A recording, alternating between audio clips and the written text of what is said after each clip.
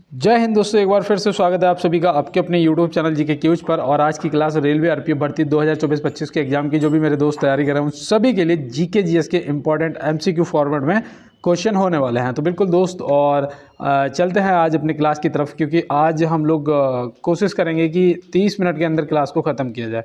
तो पहले तो मैं यहाँ पे पेन सिलेक्ट कर लेता हूँ, और ये मेरे वो सभी दोस्त हैं जो मुझे कल से आज तक कमेंट किए हैं। तो यहाँ पे देखिए भैया, कीर्ति टूर है, और यहाँ पे अमित कुमार हैं, ऋषि भैया हैं, रोहित शर्मा है, शिल्पी कुमारी हैं, पटेल आरएक्स हैं, अंकित गुजर हैं, तुषी चौहान है। और यहाँ पे अंकित गुजर कह रहे हैं, सर आपने यूरोप को सबसे ज़्यादा देशों वाला महाद्वीप बताया है, 40 देश, अफ्रीका में 54 देश हैं। भैया मैंने ये बताया था आपको, सबसे ज़्यादा नगरीकृत कौन सा द्वीप है ना। तो मैंने वहाँ पे आपको बताया था कि सबसे ज़्यादा नगरीकृत वाला महाद्वीप आपका यूरोप है। मैंने 40 देश उसमें बताया था कि भैया इसमें 40 देश हैं। और बाद बाकी मैंने आपको पूरा डिटेल में कमेंट बॉक्स के रिप्लाई में दे दिया है, आप पढ़ लीजिएगा।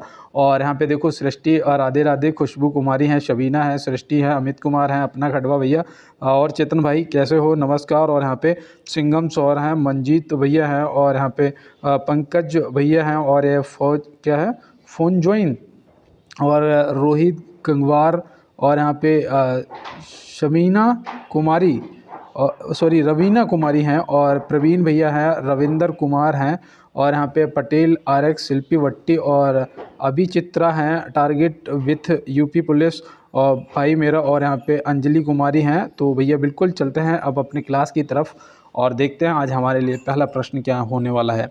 और मैं आपको बता दूं, आज ये आप अपना रिवीजन क्लास समझिएगा, ठीक है ना, क्योंकि ये क्वेश्चन हम लोग पढ़ चुके हैं और एक बार फिर से रिवीजन कर लेंगे कुछ क्वेश्चन, और यहाँ पे कुछ आपको नए क्वेश्चन भी मिलेंगे। जैसे यहाँ पे दिया है, भारतीय रेलवे का राष्ट्रीयकरण में किया गया था। भैया कब किया गया था, तो यहाँ पे आपको ये बताना है। तो बिल्कुल मैं यहाँ पे उम्मीद कर रहा था कि आप बिल्कुल राइट आंसर करेंगे कि जो भारतीय रेलवे का राष्ट्रीयकरण है वो 1951 में हुआ था, है ना। ऑप्शन सी यहाँ पे क्या हो जाएगा, 1951 आपका राइट आंसर हो जाएगा। और यहाँ पे आपका 16 अप्रैल 1853 में क्या हुआ था, रेल का प्रारंभ हुआ था। और यहाँ पे 1905 में क्या हुआ था, तो 1905 भी याद रखना, आपसे पूछा जा सकता है। तो इसमें भारतीय रेलवे बोर्ड, देखो मैं यहाँ पे लिख देता हूँ, भारतीय रेलवे बोर्ड की स्थापना हुई थी, ठीक है ना। तो ये भी आप ध्यान रखेंगे। और एशिया का सबसे बड़ा नेटवर्क है भारतीय रेलवे, तो ये भी आप याद रखना। और चलते हैं दोस्त इसके साथ में अपने अगले प्रश्न की तरफ।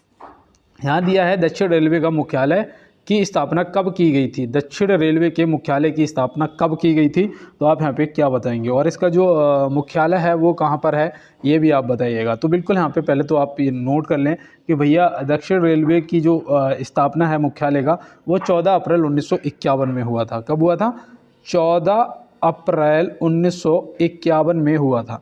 अब इसके मुख्यालय की अगर बात करें तो इसका मुख्यालय है चेन्नई में। कहाँ पर, चेन्नई में। तो ये भी आप ध्यान रखेंगे, आपसे पूछा जा सकता है। और देखो मैं यहाँ पे आपको बता दूँ, 1951 में 5 नवंबर को उसका हुआ था मध्य रेलवे का, किसका, मध्य रेलवे का भी स्थापना वर्ष है 1951 में। छत्रपति शिवाजी टर्मिनल मुंबई इसका मुख्यालय है, ठीक है ना, मध्य रेलवे का। तो ये भी आप याद रखना। और देखो यहाँ पे 1952 में याद रखना, उसका हुआ था पूर्व रेलवे का, किसका, पूर्व रेलवे का, जिसका मुख्यालय अगर पूछा जाएगा तो बहुत ही ईजी तरीके से बता दोगे, कोलकाता में है। कहाँ पर, कोलकाता में है। तो ये भी आप ध्यान रखेंगे। और चलते हैं दोस्त इसके साथ अपने अगले प्रश्न की तरफ। देखिए यहाँ पे दिया है, भारतीय रेलवे का मूल मंत्र निम्नलिखित में से क्या है। भैया बताओ यहाँ पे, भारतीय रेलवे का मूल मंत्र निम्नलिखित में से क्या है। तो देखो ये मुझे लगता है कि भाई जब आप भारतीय रेलवे की सर्विस करने जा रहे हैं तो आपको उसके जो मूल मंत्र हैं वो भी पता होना चाहिए। तो यहाँ पे याद रखना भैया, सुरक्षा, संरक्षा तथा समय पालन। तो ऑप्शन ए यहाँ पे क्या हो जाएगा, आपका बिल्कुल राइट आंसर हो जाएगा। तो ये भी आप याद रखना। और यहाँ पे एक चीज़ और याद रखना, तो मूल मंत्र तो आपको पता रहेगा और ये ज़्यादातर पूछ लिया जाता है, मैं इसलिए स्पेशली ये आपसे कह रहा हूँ। और देखो एक भारतीय रेलवे का शुभांकर भी याद रखना, ठीक है ना, शुभांकर भी याद रखना। तो शुभांकर क्या है, शुभांकर भी आपसे पूछा जा सकता है। तो याद रखना भैया, वो है भोलू हाथी। कौन है, भोलू हाथी है। तो ये भी आप याद रखेंगे। और इसे कब घोषित किया गया, ये भी याद रखना, भोलू हाथी को शुभांकर के रूप में। तो ये भी आपको पता होना चाहिए। तो याद रखना भैया, ये 24 मार्च, देखो इसीलिए पूछा जा सकता है, 24 मार्च 2023 को इसे घोषित किया गया। तो ये भी आप ध्यान में रखेंगे, ठीक है ना। तो स्क्रीनशॉट ले लो मेरे भाई और चलते हैं इसके साथ में अपने अगले प्रश्न की तरफ। देखिए यहाँ पे दिया है गणगौर त्यौहार ऐतिहासिक रूप से किस राज्य का मूल त्यौहार है। कौन सा? गणगौर त्यौहार। ये मैंने पहले भी आपको एक बार बताया है और मैं आज उम्मीद कर रहा हूँ कि आप बिल्कुल ऑप्शन सी के साथ जाएंगे, राजस्थान यहाँ पे अपना राइट आंसर लगा देंगे। तो बिल्कुल दोस्त, अगर राजस्थान आपने किया है तो सही जवाब हो गया है। और देखो पंजाब से याद रखना लोहड़ी पूछा जा सकता है ना। कौन सा? लोहड़ी पूछा जा सकता है, तो ये अब पंजाब से याद रखना। और हरियाणा से भी है ना, हरियाणा पंजाब। और देखो बिहार से याद रखना, बिहार से आपसे क्या पूछा जा सकता है, तो बिहार से आप छठ पूजा को याद रखेंगे, है ना। छठ पूजा भी कहाँ का है? ये बिहार से संबंधित है। तो बिल्कुल ये भी आप याद रखेंगे। और चलते हैं इसके साथ में अपने अगले प्रश्न पे। तो यहाँ पे आपसे पूछा जा रहा है निम्नलिखित में से उस्ताद असद अली खान कौन से वाद्य यंत्र का वादन करते थे। तो भैया निम्नलिखित में से उस्ताद असद अली खान कौन से वाद्य यंत्र का वादन करते थे, तो आप यहाँ पे क्या बताएंगे। तो बिल्कुल मैं यहाँ पे उम्मीद कर रहा था कि जो आपका राइट आंसर है वो आपने कर दिया होगा, ऑप्शन बी रुद्रबीड़ा। क्या? रुद्रबीड़ा, ऑप्शन बी यहाँ पे राइट आंसर आपने लगा दिया होगा। तो बिल्कुल दोस्त, और देखो यहाँ पे सितार का जनक भी आपसे पूछ लिया जाता है, सितार का जनक। तो सितार का जनक कौन था? आमिर खुसरो। कौन था? आमिर खुसरो। तो ये भी आपको ध्यान में रखना है। तो बिल्कुल दोस्त, और चलते हैं इसके साथ में अपने अगले प्रश्न की तरफ। देखिए यहाँ दिया है निम्नलिखित में से कौन सी पंचवर्षीय योजना पूर्णतः विफल रही थी। भैया कौन सी पंचवर्षीय योजना थी जो पूर्णतः विफल रही थी, तो आप यहाँ पे क्या बताएंगे। तो बिल्कुल मैं यहाँ पे उम्मीद कर रहा हूँ कि जो आपका राइट आंसर आएगा वो आएगा पंचवर्षीय योजना तृतीय, है ना, तृतीय पंचवर्षीय योजना। ये पूर्ण रूप से विफल रही थी। और मैं आपको यहाँ पे एक चीज़ और बता दूँ कि ये जो पंचवर्षीय योजना थी, इसके बीच में कई ऐसे काम हुए थे, जैसे कि सूखा पड़ जाना, है ना, सूखा पड़ जाना। दूसरा याद रखना, एक भैया चीन के साथ में युद्ध हुआ था, है ना, और पाकिस्तान के साथ में युद्ध हुआ था। फिर ये थी कब से कब तक, है ना, ये भी भाई इंपॉर्टेंट बनता। तो याद रखना भैया, ये आपकी थी 1961 से 66 तक, है ना। और फिर 66 से लेके 69 तक, मतलब सॉरी 69, है ना, 69 तक, मतलब 3 साल का फिर योजना अवकाश घोषित कर दिया गया था, है ना। तो ये मैंने आपको पहले भी बताया था कि 3 साल का फिर अवकाश, योजना अवकाश रहा था। तो ये भी आप याद रखेंगे, ठीक है। इसके तुरंत बाद, और इसी योजना में क्या हुआ था, इसी में भाई चीन ने और पाकिस्तान ने हमला कर दिया था भारत के ऊपर। तो ये भी आप याद रखेंगे, इसलिए ये पूर्णतः रूप से विफल रही थी। और जो प्रथम पंचवर्षीय योजना है, इसका संबंध कृषि से था, द्वितीय जो थी इसका औद्योगिकरण से था। तो ये भी आप ध्यान रखेंगे। तो बिल्कुल दोस्तों, और चलते हैं इसके साथ में अपने अगले प्रश्न पे। देखिए यहाँ दिया है भारतीय रेल के ब्रॉड गेज बड़ी लाइन की चौड़ाई है। भैया बताओ यहाँ पे भारतीय रेल के ब्रॉड गेज बड़ी लाइन की चौड़ाई है। तो यहाँ पे आपका जो राइट आंसर है वो क्या हो जाएगा। तो भैया यहाँ पे तो जो मुझे आंसर देख रहे हैं वो बिल्कुल आपके कौन सा यहाँ पे सही होगा। तो बिल्कुल कुछ दोस्त ए के साथ जा रहे हैं, कुछ बी के साथ, और मैं जाऊंगा डी के साथ, कि इनमें से कोई नहीं।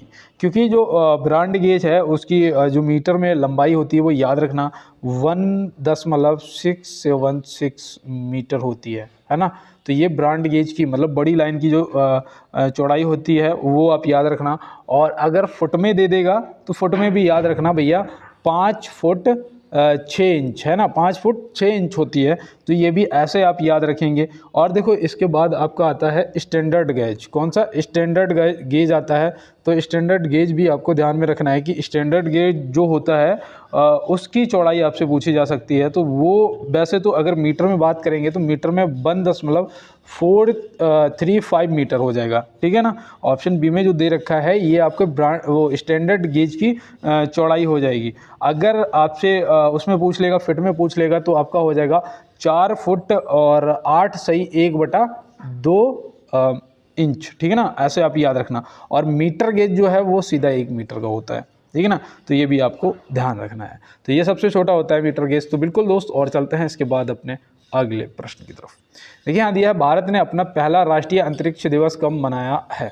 भारत ने अपना पहला राष्ट्रीय अंतरिक्ष दिवस कब मनाया है। तो यहाँ पे आप क्या बताएंगे। तो यहाँ पे जो आपसे पूछा जा रहा है, ये देखो पहले तो याद रखना कि भैया ये 2024 के करंट से संबंधित है ना। और पहला राष्ट्रीय अंतरिक्ष दिवस मनाया है ना। तो ये क्यों इम्पोर्टेंट है, क्योंकि ये मनाया गया है 23 अगस्त 2024 को, ठीक है ना, ये आप याद रखना, क्योंकि भैया 23 अगस्त 2023 को जो चंद्रयान 3 गया था वो सफल लैंडिंग कर गया था, है ना, कब, 23 अगस्त को। तो इसलिए याद रखना कि राष्ट्रीय अंतरिक्ष दिवस जो है अब वो 23 अगस्त को मनाया गया है। तो ये आप याद रखेंगे, आपसे पेपर के अंदर दोस्त पूछा जा सकता है। और चलते हैं दोस्त अपने अगले प्रश्न की तरफ। देखिए यहाँ पे दिया है कि किस अनुच्छेद में लोक नियोजन के विषय में अवसर की समानता दिया गया है। तो भैया किस अनुच्छेद में लोक नियोजन के लिए के विषय में, ठीक है ना, के विषय में अवसर की समानता दिया गया है। तो अवसर की समानता कौन से अनुच्छेद में है, बस इतना सा आपको बताना है। तो याद रखना भैया, यहाँ पे बहुत ही इजी क्वेश्चन है और इसका आंसर आप तुरंत लगाएंगे, ऑप्शन बी अनुच्छेद 16, है ना। ये सब मैंने आपको पहले रटवा रखे हैं, है ना। और यहाँ पे याद रखना 17 में आपका वो आ जाता है, आस्पष्टता उन्मूलन से संबंधित है ना, आस्पष्टता उन्मूलन से संबंधित है। और 18 में, अनुच्छेद 18 में उपाधियों का अंत आ जाता है ना, उपाधियों के अंत से संबंधित अनुच्छेद जो है वो आपका अनुच्छेद 18 हो जाएगा। और 14 जो अनुच्छेद है ये भी याद रखना, विधि के समक्ष समानता का अवसर, है ना, विधि के समक्ष समानता का अवसर, तो ये भी याद रखना। और यहाँ पे आपसे अनुच्छेद 19 भी पूछा जा सकता है, जो कि आप ऐसे बोल सकते हैं, जो पत्रकार लोग होते हैं, है ना, उनको बोलने की स्वतंत्रता जो होती है, भीड़ को इकट्ठा होने की स्वतंत्रता, ये आपके अनुच्छेद 19 में आ जाता है, ठीक है ना, बोलने की स्वतंत्रता से लेके। तो ये भी आप याद रखेंगे, इंपॉर्टेंट है, स्क्रीनशॉट ले लो। और चलते हैं अपने अगले प्रश्न पे। और यहाँ पे देखो दिया गया है, कौन सा देश सबसे अधिक टिम्बर पैदा करता है, कौन सा देश है जो सबसे अधिक टिम्बर पैदा करता है। तो आप यहाँ पे क्या बताएंगे। तो बिल्कुल मैं यहाँ पे उम्मीद कर रहा था कि जो आपका राइट आंसर आएगा वो यहाँ पे आ चुका होगा। और यहाँ पे बिल्कुल दोस्त आपका जो राइट आंसर है वो ऑप्शन सी हो जाएगा, संयुक्त राज्य अमेरिका। कौन करता है भैया, संयुक्त राज्य अमेरिका, ऑप्शन सी यहाँ पे आपका राइट आंसर दोस्त हो जाएगा। और देखो चीन जो है ये वो करता है क्या, टिन सबसे ज़्यादा, है ना, टिन में पहले नंबर पे है। और जो हमारा अपना भारत है वो याद रखना भैया, एक तो आपका दुग्ध में पूछा जाएगा, दूध उत्पादन में तो सबसे आगे है भारत, अभ्रक उत्पादन में सबसे आगे है भारत, है ना, और आपके मसाले उत्पादन में सबसे आगे है भारत, और मसाले के साथ में आपके चावल उत्पादन में सबसे आगे है भारत। तो ये सब आपको ध्यान में रखना है, स्क्रीनशॉट ले लो मेरे भाई। और चलते हैं इसके साथ में अपने अगले प्रश्न पे। देखिए यहाँ दिया है, निम्नलिखित में से भूगोल का पिता किसे कहा जाता है भैया, भूगोल का पिता यहाँ पे आपको बताना है। अब यहाँ पे क्या होता है, मैं ये प्रश्न क्यों मैंने आपको फिर से एक बार बताया है कि कई बार हम यहाँ पे हिकेटियस को टिक कर देते हैं, लेकिन हमारा जवाब जो है वो गलत हो जाता है, क्योंकि यहाँ पे इरेटोस्थनीज जो है, इरेटोस्थनीज ऑप्शन बी वो हो जाएंगे हमारे बिल्कुल राइट आंसर, ठीक है ना। और देखो यहाँ पे एक चीज़ याद रखना कि अगर आपसे पूछा जाए कि भूगोल शब्द का सर्वप्रथम प्रयोग किसने करा था, है ना, किसने सर्वप्रथम ये भूगोल शब्द का प्रयोग किया था, वो भी इन्होंने ही किया था, इरेटोस्थनीज ने। और पृथ्वी की परिधि का सही मापन जो है पृथ्वी की परिधि का, वो भी इन्होंने ही करा था। तो ये भी आप याद रखना। और अरस्तु ने सर्वप्रथम पृथ्वी को गोल माना था, है ना, ये आप याद रखेंगे, आपसे पूछा जा सकता है। और चलते हैं दोस्त इसके साथ में अपने अगले प्रश्न की तरफ। देखिए यहाँ पे दिया है, निम्नलिखित में से बलित या मोड़दार पर्वत नहीं है, निम्नलिखित में से बलित या मोड़दार जो पर्वत है वो नहीं है, तो इनमें से कौन सा नहीं है। तो आप क्या बताएंगे, वो आपका यहाँ पे जो राइट आंसर है वो हो जाएगा क्या, ऑप्शन डी सतपुड़ा। क्या हो जाएगा, सतपुड़ा आपका राइट आंसर हो जाएगा, क्योंकि ये जो है ये ब्लैक पर्वत की श्रेणी में आता है। कौन सा, ब्लैक पर्वत की श्रेणी में आ जाता है। तो ये याद रखना, आपका हिमालय हो गया, एंडीज हो गया, एटलस हो गया, और उसके साथ में वो अल्पास, कौन सा, अल्पास। तो अल्पास जो है वो भी आपको याद रखना, ये आपके जो है बलित पर्वत या फिर मोड़दार पर्वत में आते हैं, ठीक है ना। तो ये आप याद रखेंगे। और चलते हैं इसके साथ में अपने अगले प्रश्न पे। तो यहाँ दिया है, किस हवाई अड्डे ने नेट जीरो कार्बन उत्सर्जन हवाई अड्डा का दर्जा प्राप्त करने वाला पहला हवाई अड्डा बन गया है। तो भैया नेट जीरो कार्बन उत्सर्जन हवाई अड्डा, यहाँ पे टिक होना चाहिए था। तो याद रखना, हवाई अड्डा का दर्जा प्राप्त करने वाला पहला हवाई अड्डा बन गया है, तो वो कौन सा बन गया है और ये कहाँ पर स्थित है। तो आप क्या बताएंगे। तो बिल्कुल मैं यहाँ पे उम्मीद कर रहा था कि जो आपका राइट आंसर आएगा वो इंदिरा गांधी अंतर्राष्ट्रीय हवाई अड्डा आ जाएगा। और ये भैया जो इंदिरा गांधी अंतर्राष्ट्रीय हवाई अड्डा है ये कहाँ पर स्थापित है। तो याद रखना भैया ये दिल्ली में पड़ता है। कहाँ पर, दिल्ली में है। और देखो महर्षि वाल्मीकि अंतर्राष्ट्रीय हवाई अड्डा भी आपसे पूछा जा सकता है। महर्षि वाल्मीकि अंतर्राष्ट्रीय हवाई अड्डा भी पूछा जा सकता है कि ये कहाँ पर स्थित है, क्योंकि अभी निर्माण हो रहा था इसका, और अब ये आपसे पेपर के अंदर पूछा भी जा सकता है। तो याद रखना भैया, ये उत्तर प्रदेश के अयोध्या में पड़ता है। कहाँ पर? अयोध्या में। अयोध्या कौन सी नदी के किनारे है? तो याद रखना सरयू नदी के किनारे पड़ती है ना। नेताजी सुभाष चंद्र अंतर्राष्ट्रीय हवाई अड्डा कहाँ स्थित है? कमेंट बॉक्स में बताएंगे। तो बिल्कुल दोस्तों, और चलते हैं इसके साथ में अपने अगले प्रश्न पर। देखिए यहाँ दिया है सभी मौसम संबंधित घटनाएं किस मंडल में होती हैं। ये प्रश्न कई बार हम लोग रिपीट कर चुके हैं, और मेरे दोस्त इसका आंसर जो है बिल्कुल रट पड़े हैं कि भैया ये वायुमंडल की सबसे निचली परत है क्षोभ मंडल, है ना। कौन सी? क्षोभ मंडल, सबसे निचली परत, तो ये भी याद रखेंगे। और समताप मंडल में वायुयान उड़ा करते हैं, है ना, तो ये भी याद रखना।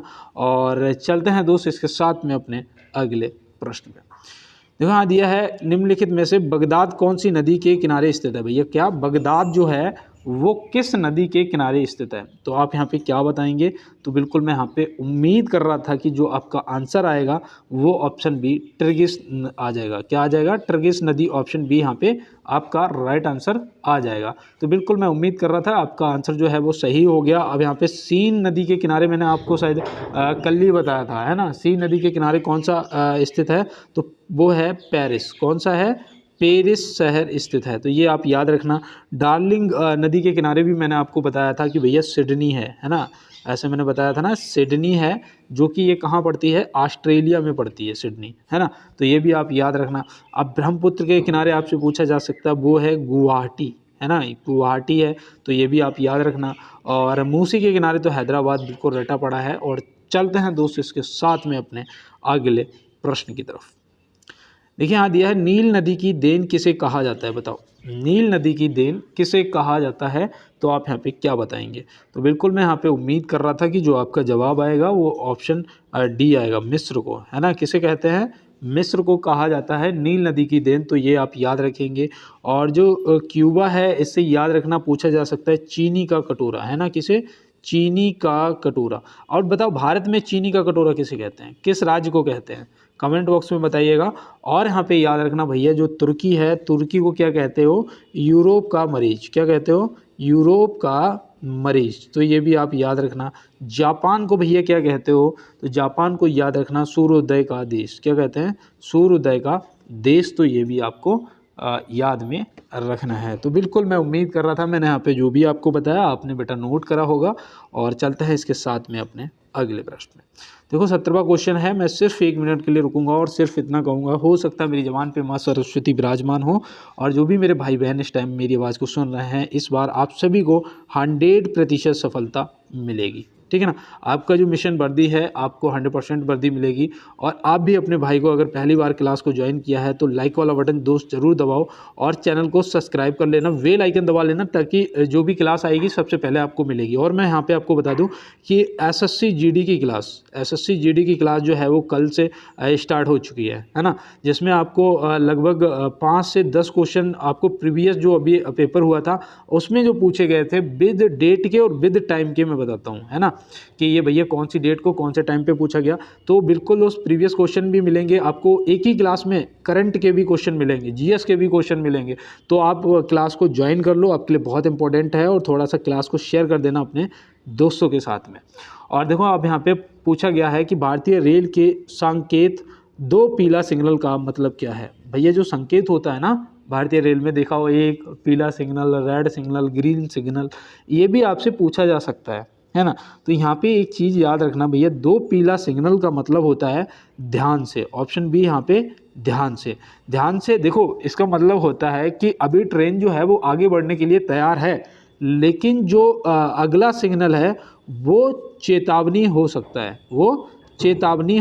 है, ना। तो मतलब कि ध्यान से आगे बढ़ना है। तो ये आप याद रखना। लाइन साफ है मतलब कि आपका हरा सिग्नल हो गया, है ना। सावधान का मतलब है एक पीला सिग्नल। क्या? एक पीला सिग्नल। तो ये याद रखना, ये किस लिए होता है? ये सावधान करने के लिए। और जो खतरा है वो तो सभी को पता है भैया, लाल झंडी खतरा, है ना। बिल्कुल यहाँ पे ये भी आप याद रखना। चलो मैं आपको एक लाइन सुनाऊं कि दोस्त देखो, जो सपने होते हैं ठीक है ना। जब कहते हैं ना कि जब आँख खुली हो तो तुम दुनिया को देख सकते हो, लेकिन जब आँख बंद हो, ठीक है ना, जब आंखों को आप बंद कर लेते हो तो आप क्या करते हैं, आप खुद को देखते हैं, आपकी मुलाकात खुद से होती है।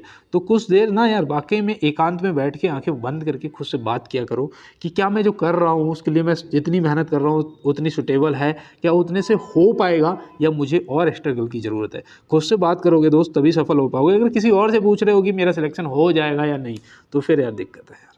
और देखो यहाँ पे दिया है भारत में सबसे लंबी रेल सुरंग कौन सी है। बताओ भैया भारत में सबसे लंबी जो रेल सुरंग है वो कौन सी है। अभी तक हम लोग क्या करते थे, इसका जवाब अभी तक क्या हम लोगों ने पीर पंजाल को ही टिक करा है ना। अगर कहीं आपको मान लो T5 दे दिया गया तो आप क्या करेंगे, है ना, ऑप्शन में। तो मैंने यहाँ पे एक चीज़ नोट करी है, देखो यहाँ पे देखो T50 जो है वो भारत की सबसे लंबी रेल सुरंग है। यह सुरंग जम्मू कश्मीर के उधमपुर श्रीनगर बारामूला रेल लिंक के खरी खुम्बर खंड में स्थित है। इसकी लंबाई 12.77 किलोमीटर है।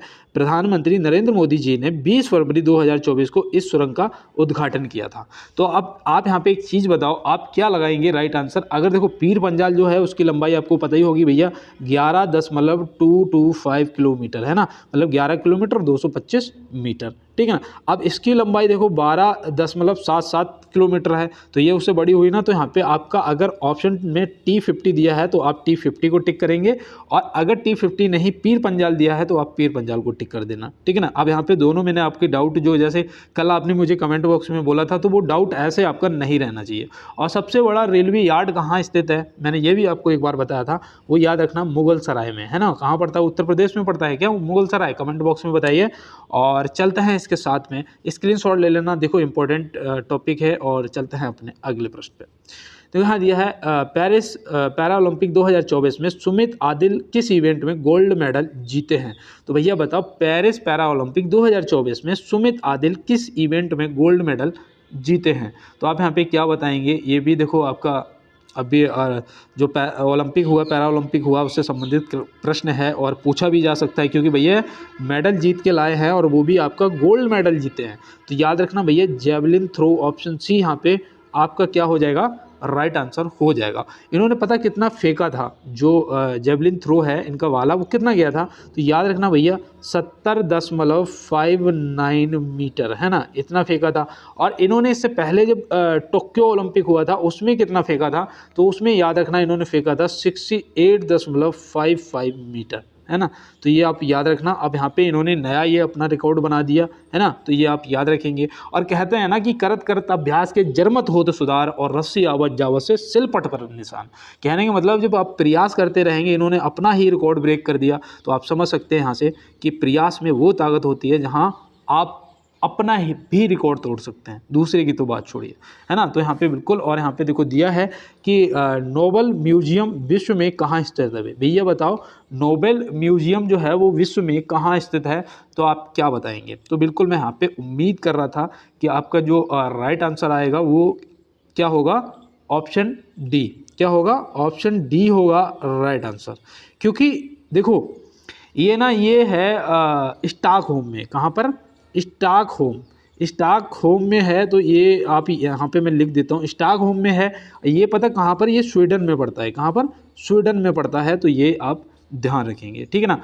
और बिल्कुल दोस्त, और यहाँ पे चलते हैं इसके साथ अपने अगले प्रश्न की तरफ। देखिए यहाँ दिया है विश्व वन्यजीव कोष का प्रतीक निम्नलिखित में से क्या है।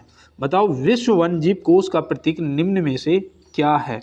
तो भैया यहाँ पे आप क्या बताएंगे, देखो किसकी बात कर रहे हैं, WWF, है ना। तो बताओ भैया यहाँ पे विश्व वन्यजीव कोष का प्रतीक निम्नलिखित में से क्या है। तो ये WWF आप कुश्ती वाला मत समझ लेना भैया, यहाँ पे आपका जो राइट आंसर है वो याद रखना विशालकाय पांडा, ऑप्शन सी क्या हो जाएगा, राइट आंसर। विश्व वन्यजीव कोष की बात कर रहे हैं, हो जाएगा। और इसका जो गठन है वो गठन कब हुआ था, तो ये भी आप याद रखना, इसका गठन हुआ था 1961 में। कब हुआ था, 1961 में। और देखो 1961 से एक चीज़ आपको हमेशा याद आती होगी कि पुर्तगालियों से गोवा को आज़ाद कराया था, है ना, कब, 1961 में। तो ये बिल्कुल आप ध्यान में रखेंगे। और चलते हैं इसके साथ में अपने अगले प्रश्न की तरफ। अब यहाँ पे दिया है मधुमलाई वन्य जीव अभ्यारण्य कहाँ स्थित है। बताओ भैया मधुमलाई वन्य जीव अभ्यारण्य जो है वो कहाँ स्थित है।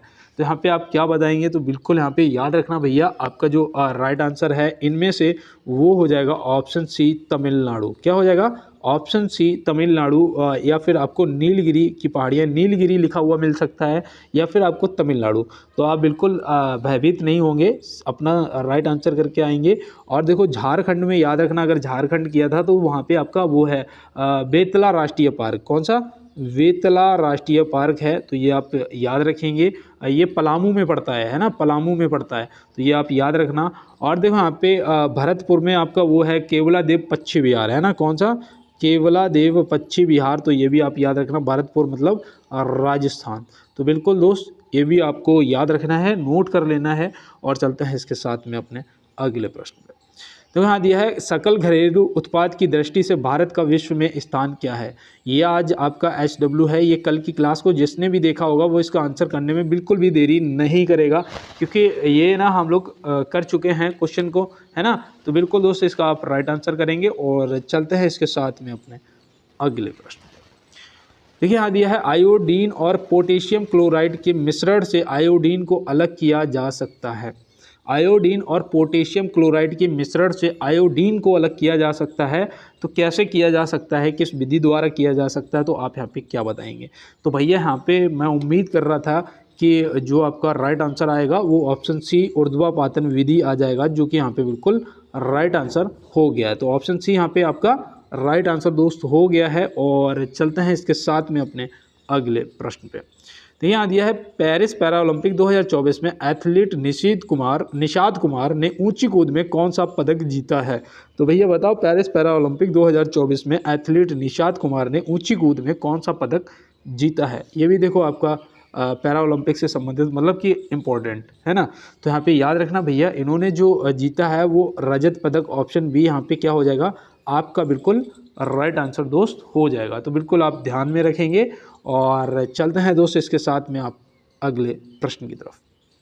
देखिए यहाँ पे दिया है कि भारतीय रेल परिवहन प्रबंध संस्थान कहाँ स्थित है। आज रेलवे से संबंधित कुछ ज़्यादा ही क्वेश्चन है ना। तो बिल्कुल यहाँ पे आप बताइए भारतीय रेल परिवहन प्रबंधन संस्थान कहाँ स्थित है। तो बिल्कुल मैं यहाँ पे उम्मीद कर रहा था कि जो हमारा राइट आंसर होगा वो ऑप्शन ए लखनऊ होना चाहिए, है ना। कहाँ पर, लखनऊ होना चाहिए। इसकी स्थापना जो है वो 2003 में हुई थी भैया। रेल परिवहन प्रबंध संस्थान की जो स्थापना है वो 2003 में लखनऊ में हुई थी। तो ये आप याद रखेंगे। और देखो यहाँ पे एक चीज़ याद रखना, आपका जो बेंगलुरु है ना, बेंगलुरु में बचाव और चिकित्सा राहत संस्थान है ना। तो ये भी याद रखना, इसकी स्थापना 2004 में हुई थी। तो ये भी आपको ध्यान में रखना है, याद रखना है। और चलते हैं अपने अगले प्रश्न पर। तो यहाँ दिया है निम्न में से वल का एसआई मात्रक क्या है। बताओ भैया निम्न में से वल का एसआई मात्रक क्या है। तो आप यहाँ पे क्या बताएंगे। तो बिल्कुल मैं यहाँ पे उम्मीद कर रहा था कि जो आपका राइट आंसर आएगा वो आएगा ऑप्शन ए न्यूटन। क्या आएगा, ऑप्शन ए न्यूटन यहाँ पे आपका राइट आंसर आ जाएगा। और बिल्कुल यहाँ पे आपका राइट आंसर हो गया है। जूल जो है, जूल याद रखना, आपसे पूछा जा सकता है कार्य का मात्रक या फिर ऊर्जा का मात्रक, है ना। कार्य का मात्रक या फिर भैया ऊर्जा का मात्रक, तो आप बता देंगे जूल होता है। और देखो यहाँ पे जो वोल्ट दे रखा है ये विद्युत विभवांतर का होता है। किसका, विभवांतर। तो ये भी आप याद रखेंगे। और आवर्ती का क्या होता है बताओ भैया, आवर्ती का होता है हर्ट्ज, है ना। और यहाँ पे विद्युत आवेश का, हाँ देखो मुझे याद आ गया, विद्युत आवेश का जो है वो कूलाम होता है। तो ये भी आपको याद रखना है। और ऑप्शन जो आपका यहाँ पे राइट है वो ऑप्शन ए है न्यूटन, जो कि बल का ऐसा ही मात्रक हो जाएगा। चलते हैं दोस्तों इसके साथ में अपने अगले प्रश्न। दाब बढ़ने पर पदार्थ का गलनांक जाता है। क्या आप लोग मुझे कमेंट बॉक्स में बताओगे। कल जो क्लास है वो 100 क्वेश्चनों की करवा दी जाए, बताइए आप। क्योंकि बस क्या होगा, थोड़ा सा डिटेल नहीं होगा, है ना। उसमें नए क्वेश्चन भी आपको मिलेंगे, ऐसी बात नहीं है, नए क्वेश्चन भी दे दूंगा मैं। अगर आप लोग कहोगे तो कमेंट बॉक्स में बता देना, तो मैं आपको क्लास दे दूंगा, ठीक है ना, 100 क्वेश्चनों की। और यहाँ पे याद रखना भैया, दाब बढ़ने पर पदार्थ का जो गलनांक है वो क्या हो जाता है, तो वो भैया बढ़ जाता है। लेकिन कुछ सिचुएशन ऐसी होती हैं, जैसे कि यहाँ पे याद रखना, जो अगर बर्फ़ का पूछा जाएगा, अगर बर्फ़ का पूछा जाएगा तो आप क्या बताएंगे, तो बर्फ़ का जो गलनांक है वो क्या हो जाएगा, वो घट जाएगा। तो ये भी आप याद रखना। तो बिल्कुल दोस्त, और चलते हैं इसके साथ में अपने अगले प्रश्न पे। देखो यहाँ दिया है, निम्न में से वायुयान का आविष्कार किसने किया था, आविष्कारक नहीं, माफ़ी चाहते हैं, आविष्कार किसने किया था या आविष्कारक कौन था। तो वायुयान का तो बहुत ही इजी है, सभी दोस्तों को बिल्कुल रट्टे पड़े हैं भैया, राइट बंधुओं या राइट ब्रदर्स, है ना। तो ऑप्शन सी यहाँ पे आपका क्या हो जाएगा, राइट आंसर। गैलीलियो से तो बिल्कुल टेलीस्कोप, है ना, टेलीस्कोप आपको रटा पड़ा है। ग्राहम बेल से बताओ इन्होंने किसका आविष्कार किया था। एक तो देखो इन्होंने टेलीफोन का करा था, है ना, टेलीफोन का करा था, और दूसरा माइक्रोफोन का करा था। तो ये बिल्कुल आप याद रखेंगे, आपके लिए इम्पोर्टेंट है, आपसे पूछा जा सकता है। और चलते हैं दोस्तों इसके साथ में अपने अगले प्रश्न की तरफ। देखिए यहाँ पे दिया है, निम्नलिखित में से ऊंचाई का मापन यंत्र कौन सा है। यहाँ पे आपको बताना है कि ऊंचाई का मापक यंत्र कौन सा है। तो आप यहाँ पे क्या बताएंगे, देखो इसका जवाब ना थोड़ा सोच समझ के बिल्कुल राइट आंसर करना है, ठीक है ना। तो यहाँ पे बिल्कुल मैं ऑप्शन ए के साथ जाऊँगा, अल्टीमीटर, है ना, अल्टीमीटर, ऑप्शन ए यहाँ पे आपका अल्टीमीटर सही जवाब हो जाएगा। और जो एनीमोमीटर होता है ना, एनीमोमीटर याद रखना, ये वायु के बल तथा गति को मापता है, ठीक है ना, वायु का बल तथा गति की मात्रा को मापता है। तो ये आप याद रखेंगे, एनीमोमीटर। और आइडियोमीटर जो है ये क्या करता है, ये ध्वनि की तीव्रता को मापता है, ये ध्वनि की तीव्रता को मापता है। तो ये भी आप याद रखेंगे। तो बिल्कुल दोस्त, और स्क्रीनशॉट ले लेना, देखो ये इंपॉर्टेंट है आपके लिए। और चलते हैं अपने अगले प्रश्न पर। नीला थोता का रासायनिक नाम निम्न में से क्या है। बताओ भैया, नीला थोता का रासायनिक नाम निम्न में से क्या है। तो आप यहाँ पे क्या बताएंगे। तो बिल्कुल मैं यहाँ पे उम्मीद भी कर रहा था कि ऑप्शन सी कॉपर सल्फेट आप टिक करेंगे, है ना, ऑप्शन सी कॉपर सल्फेट आप यहाँ पे टिक करेंगे। इसका ऐसे अपना सोडियम क्लोराइड जो है ये नमक का होता है ना, किसका नाम होता है, नमक का होता है। तो ये भी आपको याद रखना है, सोडियम क्लोराइड। और देखो ड्यूटेरियम ऑक्साइड जो है ये भी याद रखना भैया, ये भारी जल का होता है, किसका, भारी जल का होता है। तो ये भी आपको याद रखना है। और देखो दोस्त, थोड़ा सा सपोर्ट कर दो यार प्लीज़, आप लोगों का इतना अच्छा सपोर्ट है कि 20K सब्सक्राइबर कंप्लीट हुए, और ये आप लोगों की सपोर्ट से हुए हैं। आप लोगों ने बहुत ज़्यादा क्लास को शेयर किया अपने दोस्तों के साथ। ये था कि दुनिया के सबसे ऊंचे रेलवे ब्रिज पर चली ट्रेन, यह ब्रिज किस नदी पर बनाया है ना, पर चली ट्रेन, यह ब्रिज किस नदी पर बना है। तो बिल्कुल यहाँ पे पढ़ने में थोड़ा सा एरर हो गया था, और क्वेश्चन बिल्कुल सही लिखा है कि दुनिया के सबसे ऊंचे रेलवे ब्रिज पर चली ट्रेन, यह ब्रिज किस नदी पर बना है। तो भैया ये पहले तो बताओ, ये ब्रिज जो है ये कहाँ बना हुआ है ना। तो आप क्या बताओगे भैया, ये भारत में है, भारत में है तो कौन सी नदी पर है। तो याद रखना भैया, ये चिनाब नदी पर है। ऑप्शन सी आपका राइट आंसर हो जाएगा। ऊंचाई कितनी है, तो याद रखना 359 मीटर ऊंचा है। कितना, 359 मीटर ऊंचा है ये ब्रिज। तो ये भी आप ध्यान में और रखेंगे। तो बिल्कुल दोस्त, और चलते हैं इसके साथ में अपने अगले प्रश्न पर।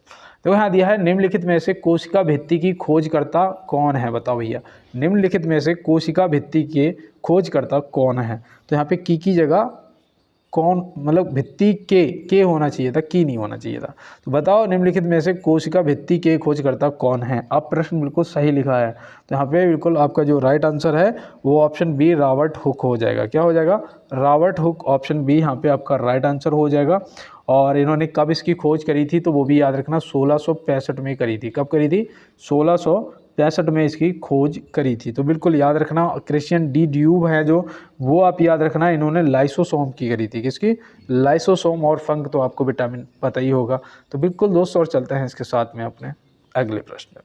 निम्नलिखित में से विटामिन ई का रासायनिक नाम क्या है। बताओ, निम्नलिखित में से विटामिन ई का रासायनिक नाम क्या है। तो आप यहाँ पे क्या बताएंगे। तो बिल्कुल मैं यहाँ पे उम्मीद कर रहा था ऑप्शन सी टोकोफेरॉल आपका हो जाएगा राइट आंसर। क्या हो जाएगा, टोकोफेरॉल आपका राइट आंसर हो जाएगा। तो बिल्कुल यहाँ पे याद रखना, रेटिनॉल जो है ये कौन से विटामिन का रासायनिक नाम है। तो ये विटामिन ए का रासायनिक नाम है। कैल्सीफेरॉल जो है ये कौन से विटामिन का नाम है। तो याद रखना, विटामिन डी का नाम है। और विटामिन बी बनकर क्या नाम है, तो वो भी आप याद रखना भैया, थायमीन होता है। क्या होता है, थायमीन होता है, तो ये भी आप नोट कर लेना, ठीक है ना। विटामिन सी का बताओ तो याद रखना भैया एस्कॉर्बिक अम्ल होता है, तो ये भी आप क्या करेंगे, नोट कर लेंगे। तो बिल्कुल देखो विटामिन के रासायनिक नाम भी यार आपसे पूछे जा सकते हैं। और देखो कहते हैं ना कि दोस्त मिसाल कायम करने के लिए अपना रास्ता आपको स्वयं बनाना होता है ना। अगर आप चाहते हैं कि आप एक मिसाल कायम करें, आप चाहते हैं कि आप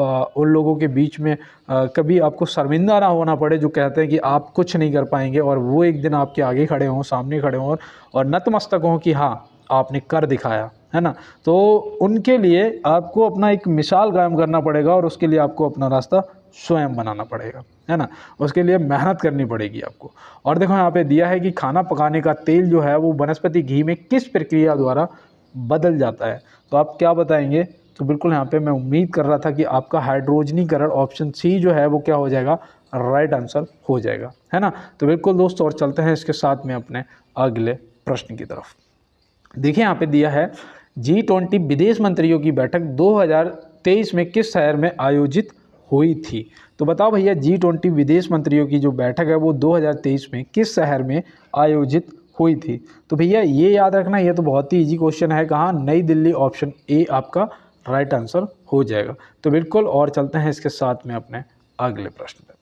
तो यहाँ दिया है मिशन चंद्रयान 3 के रोवर का नाम क्या था। देखो चंद्रयान से भी आज मैंने आपको बताऊं, जो चंद्रयान 3 था उससे संबंधित प्रश्न आपको अभी पहले भी मैंने इसी क्लास में कराया है, और एक बार फिर से आपसे पूछ लिया गया है। तो याद रखना रोवर का नाम प्रज्ञान था। क्या था, प्रज्ञान था। ये कब लॉन्च हुआ था, देखो ये बात हमने नहीं, कब ये सफल लैंडिंग हुई थी इसकी बात करी थी, लेकिन ये लॉन्च कब हुआ था तो वो भी आपसे पूछा जा सकता है। तो आपका जवाब आना चाहिए भैया 14 जुलाई 2023 को ये लॉन्च हुआ था। कब, 14 जुलाई 2023 को हुआ था ये लॉन्च।